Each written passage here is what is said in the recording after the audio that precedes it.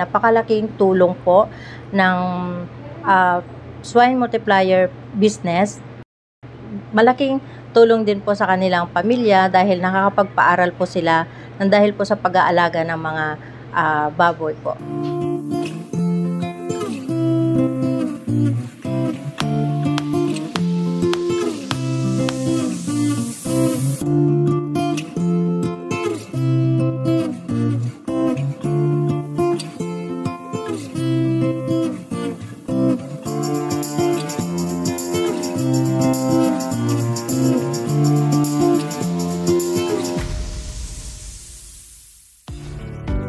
Ako po si Dr. Alberto S. Venturina, ang Bataan Provincial Veterinarian sa kasalukuyan po. So, isa po ang Bataan sa nabigyan po ng programa ng National Livestock Program sa ilalim po ng DAATI Departamento, na kung saan po nag-benefits po ang Bataan ng isang multiplier farm. Ang pamagat nga po nito is Bataan Swine Multiplier and Techno-Demo Farm.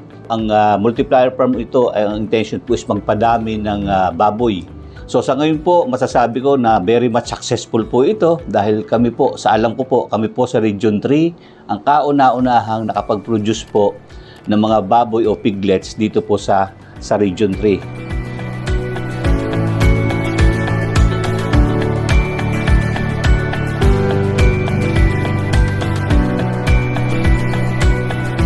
Ako po si Dr. Agatha Pauline De Leon, Veterinarian 4 at Project Head po ng Bataan Swine Multiplier and Techno-Demo Farm. Nagsimula po ang proyekto na to noong December 2020 bilang tugon po sa problema ng industriya ng pagbababuyan sa African Swine Fever. Layunin po ng programa na ito na magkaroon ng isang breeding farm para sa mga naapektuhan ng African Swine Fever. Ang gusto natin dito, meron silang source ng mga piglets na may magandang genetic quality at sigurado tayo na walang African Swine Fever.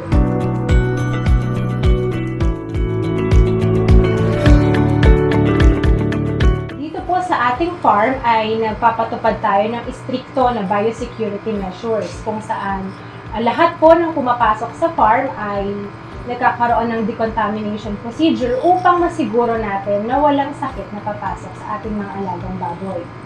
Sinisiguro din po natin na lahat ng mga protective equipment ay ginagamit sa loob ng farm, kagaya ng mga scrub suit, bota, upang matiyak ang kaligtasan po at kalinisan dun sa farm.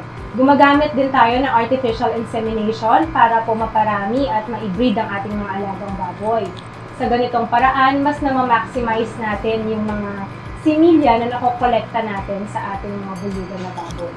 Ang mga biik na nagiging produkto ng ating farm ay pinapamigay natin sa mga local hog raisers sa buong probinsya.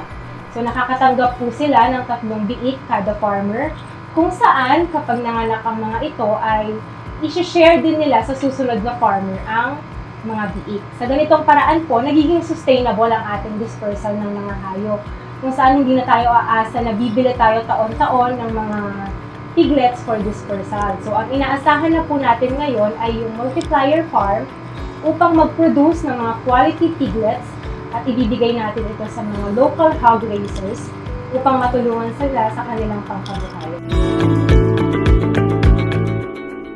Ang gusto po natin sa programa na to ay maisali ang komunidad sa pagpapalawig po ng ating programa sa industriya ng pagbababuyan. Kaya po nakipag-partner ang Provincial Government of Bataan sa isang private sector, ito po ang Watch Life Multipurpose Cooperative, upang ang lahat ng kanilang miyembro ay mabigyan din ng benepisyo mula sa programa.